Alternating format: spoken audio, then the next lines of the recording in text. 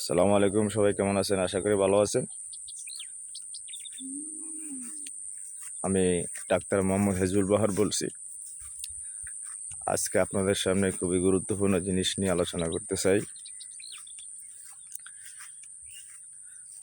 চিকিৎসা পদ্ধতি কত প্রকার, এই যে বিসদৃশ্য চিকিৎসা, সদৃশ্য চিকিৎসা। সদৃশ্য চিকিৎসা কি, এই ব্যাপারে আমাদেরকে জানতে হবে। সদৃশ্য হচ্ছে যেই ওষুধ খেলে রোগ ভালো হয়, সুস্থ শরীরে ওই ওষুধটা খেলে রোগ উৎপন্ন হবে। যেমন ধরুন, আপনার পাতলা পায়খানা হয়েছে, আপনি একটি ওষুধ খাইলেন, ওই ওষুধে পাতলা পায়খানা ভালো হয়ে গেছে। ঠিক সুস্থ অবস্থায় ওই ওষুধটি খেলে পাতলা পায়খানা আপনার তৈরি হবে শরীরের মধ্যে। এটি হলো সদৃশ্য বিধান।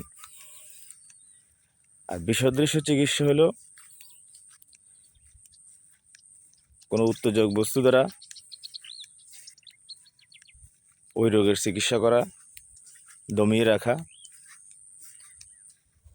এখন কোন ব্যাধিতে সদৃশ্য বিধানে চিকিৎসা হয়, কোন ব্যাধিতে বিসদৃশ্য বিধানে চিকিৎসা হয়, এই সম্পর্কে আমাদেরকে জানতে হবে। খুবই ইম্পর্ট্যান্ট একটি বিষয়, গুরুত্বপূর্ণ একটি বিষয়। সদৃশ্য বিধান ব্যাপারটা আবারও বুঝেন।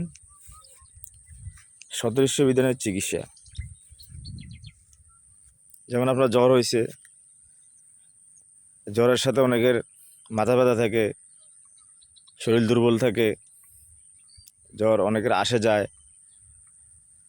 যাওয়া করে, অনেকের আবার দিনের একটি নির্দিষ্ট টাইমে জ্বর আসে। জ্বরের বিভিন্ন লক্ষণ থাকতে পারে। আমি হোমিওপ্যাথি সম্পর্কে একটি বিষয় আলোচনা করতে চাই।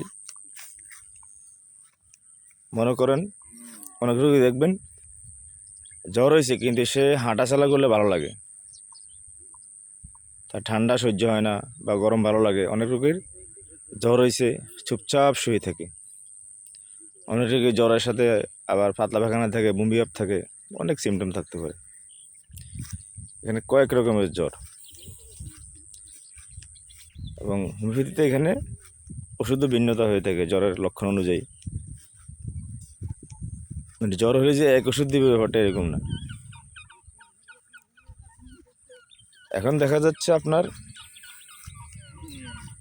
যে ওষুধটি রোগীকে দিলেন, রোগী ভালো হলো, ঠিক সুস্থ অবস্থায় ওই ওষুধটি খেলে ওই রোগীর এই সিমটমগুলো শরীরে উৎপন্ন হবে। যেমন জ্বরের সাথে মাথা ব্যথা, বা হাঁটলে ভালো লাগে, বা ঘুমাইলে ভালো লাগে, বা ঠান্ডা সহ্য হয় না, বা গরম সহ্য হয়, এই ব্যাপারগুলো হয়ে থাকবে।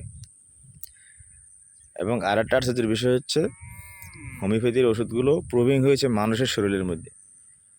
এই জন্য দেখা যায়, আমি অ্যানালাইসিস করেছি, এই ওষুধগুলোতে মানসিক লক্ষণ প্রচুর পাওয়া যায়, কারণ ওষুধটা প্রুভিং হয়েছে কি মানুষের মধ্যে।